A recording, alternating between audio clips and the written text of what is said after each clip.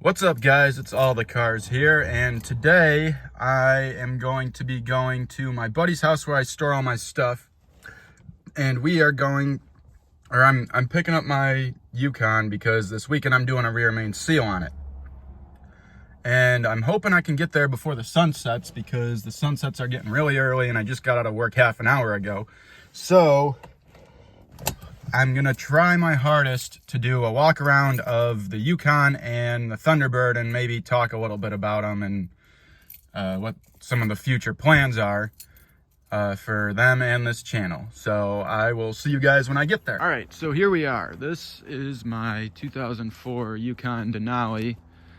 I've had it for a while. It has about 300,000 miles and it's been a trooper to me. I've towed many cars with it many times. I've done many off-roading trips with it. It's just kind of a tow rig and winter beater and trail beater.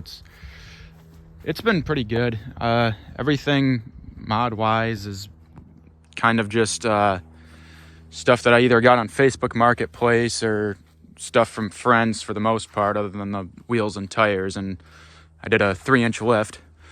But something I need to do, as you can obviously tell since it's hooked to my trailer, is get some HD springs for it. And then this weekend I'm doing the rear main seal, and I'm hoping to do an extra transmission cooler. It came with one from the factory, but it would be nice to get a second one because 4L60s suck. And then this is the Thunderbird, which has been on the trailer for about a month and a half because I'm kind of mad at it. But you can see, well, you can't really see, but it's got a Nardi deep corn, hydro e-brake, all the drift stuff. This thing actually, I dragged out of a field after it sat for 5 years. I'm not the one who set it up, but we actually pulled the engine out of my old drift car, which is that white Mustang right there.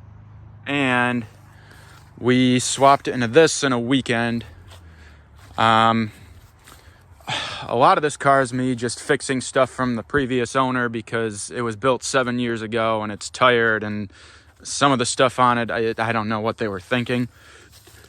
Like, I had a full custom exhaust built this year, which is why I only hit one event this year. And yeah, so plans for this thing for the winter are Volvo power steering pump. I need to finish pulling the front end off the Mustang so that I can put the fuel coilovers that I have on it. And then I'm also putting the Detroit drifting lower control arms on this because the ball joints on these are really bad. And it needs a fan shroud, and the power steering pump thing is kind of what screwed me over at the last event because I was driving and I got like about 2 hours of seat time in, and then the power steering pump just gave up. And I have a giant cooler on here which is supposed to help. You can kind of see in there, and I don't know, the 4 years I've been drifting Fords, I have not been having good luck with power steering pumps. So that's kind of something that I can just do it and then won't have to worry about it, and I'll just be done. I got a ride along in a 1UZ swapped S12 when I was at the drift event, and I ended up actually he had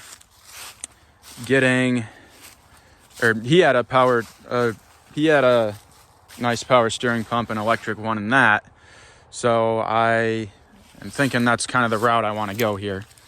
But yeah, so I'll try and get some videos on doing the Volvo power steering pump. I think there's not much out there for doing that on these. I mean, there's really nothing on drifting these. I'm going to try and get some drift videos in next season if I can actually get the car reliable for once. And then for the Yukon, I'm going to try and record this rear main seal, but we will see how that goes. I'm doing it at work on the weekend. My boss said I could go into the shop and use a hoist and stuff, which is a godsend because I've done a lot of stuff in my buddy's garage, but I don't feel like doing that.